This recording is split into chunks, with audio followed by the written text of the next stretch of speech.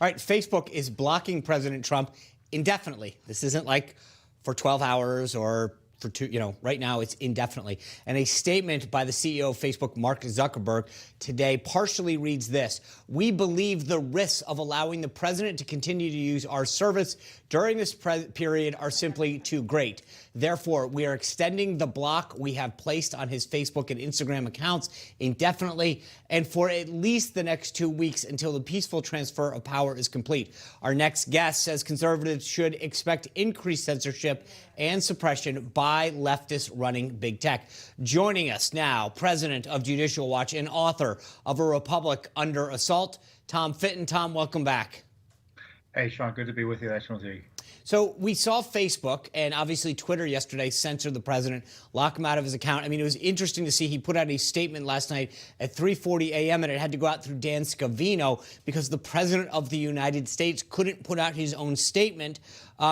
We are headed into a place now where Republicans are in the minority in the House, in the Senate. How can Republicans now hold big tech accountable? Well, it's hard to tell because there was an opportunity by reforming Section 230 that wasn't done. In my view, 230 doesn't cover dishonest censorship that's not done for business reasons or reasons under Section 230. But when they're lying about what they're doing, they're not here trying to curtail violence. If that was the case, they'd be censoring Joe Biden and Kamala Harris right now, who are out there justifying the BLM movement, which has been violent. So this is a political decision by Facebook and Twitter. The president is calling for peace, but they don't like what he says about the results of the elections. So this is an attack on free speech, and it's a corporate attack on free speech. It has nothing to do with Section 230. It's just abuse of it's business fraud in the sense that they're saying they're doing it for reason X, when in fact they're doing it for reason Y. It's interesting. You know, we hear oftentimes many people are frustrated on the right about being censored or silenced. And all we have this now, which is, I feel like, the climax here.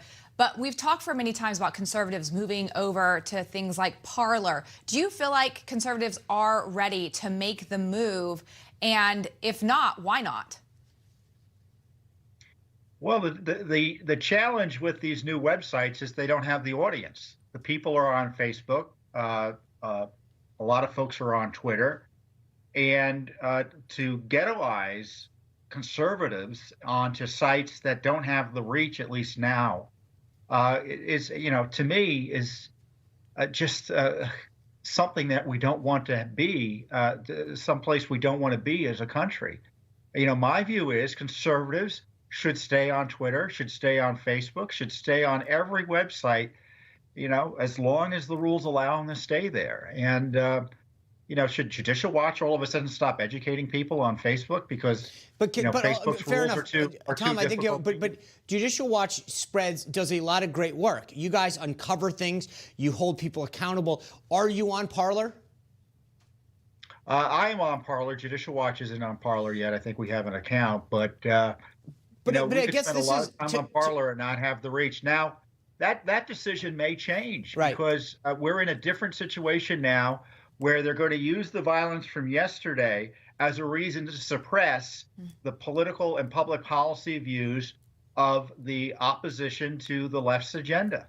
This is not about violence anymore. It's never been about violence because the suppression began during just before the election, most specifically with the protection of Biden and the cover-up of his corruption. So I agree with you, say 70% of the way. It's a chicken and egg thing. If we as conservatives, I agree with you in the sense that let's stay on Twitter. Let's fight the fight there too. But I think we have an obligation to go to Parler and at least equally post and these other sites that are competing with them, because this is the thing that Twitter and Facebook know, that as long as we're held captive, they can censor us and that there's nothing to be done about it. But as soon as we start migrating to to Parler and the other platforms, it builds them up and it does allow them to compete, because right now, you're right, they're not as big, so people don't want to be there. But if we don't lead the way, it's never going to happen. Well, my concern is generally, and I hear what you're saying, is that all of these institutions that conservatives are flocking to now are going to be targeted and shut down as well.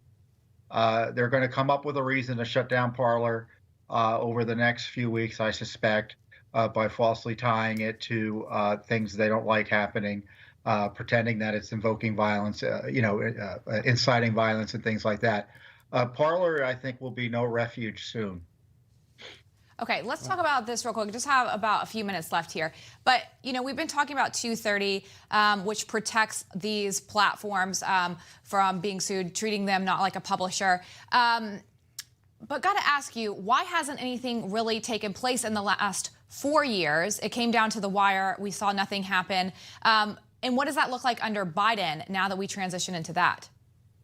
I don't know, because the left kind of doesn't like 230 either, because they want the companies to accelerate and increase the censorship of conservatives, and they think by taking away some of those 230 protections, they can get the government to force them to do that.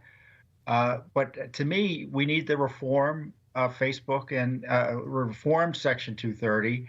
I don't know, maybe there'll be a left-right coalition. But the reason it hasn't been done is because these big tech companies spend a lot of money protecting themselves.